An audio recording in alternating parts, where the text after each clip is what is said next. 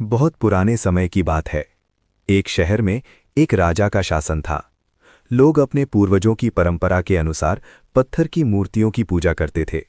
मंदिरों में रोज लोग आते जाते रहते थे और हर तरफ वही रिवाज दिखाई देता था। उसी शहर में कुछ सच्चे मन वाले युवक रहते थे।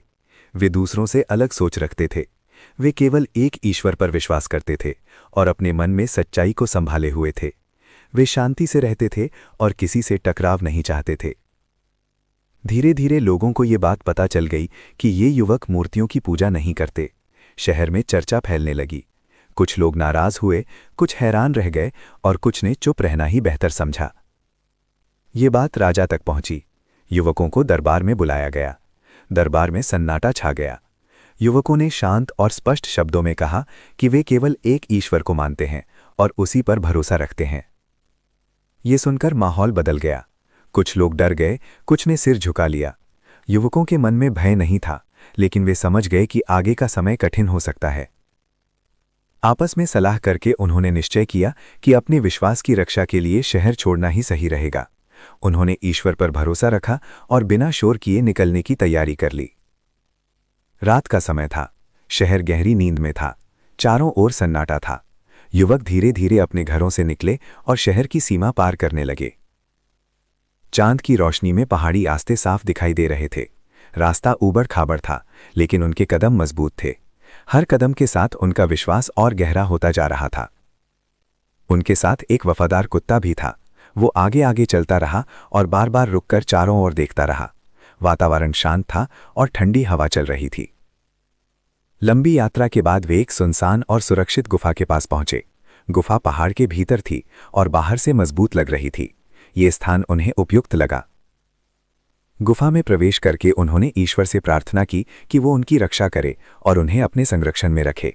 गुफा के अंदर ठंडक थी और मन को गहरी शांति मिल रही थी। ईश्वर की कृपा से वे गहरी नींद में चले गए। समय अपनी गति से आगे बढ़ता रहा। दिन निकलते रहे, रातें आती रहीं, लेकिन गुफा के अंदर सब कुछ सुरक्षित रहा। साल गुजरते गए, मौसम बदलते रहे।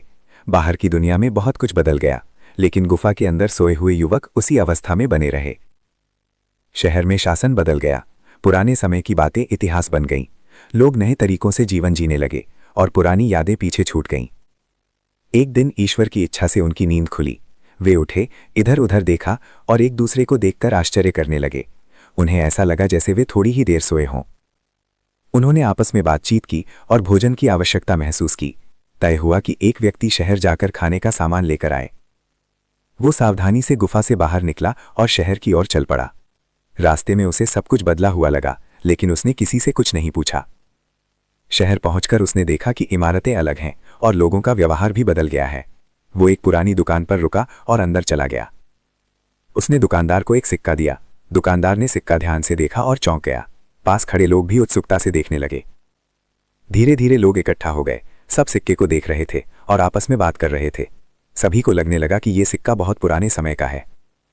ये बात पूरे शहर में फैल गई। लोग आश्चर्य में पड़ गए और इसे ईश्वर की एक बड़ी निशानी मानने लगे। ये समाचार राजा तक पहुंचा। राजा ने शांत मन से पूरी बात सुनी और इस घटना पर गंभीरता से विचार किया।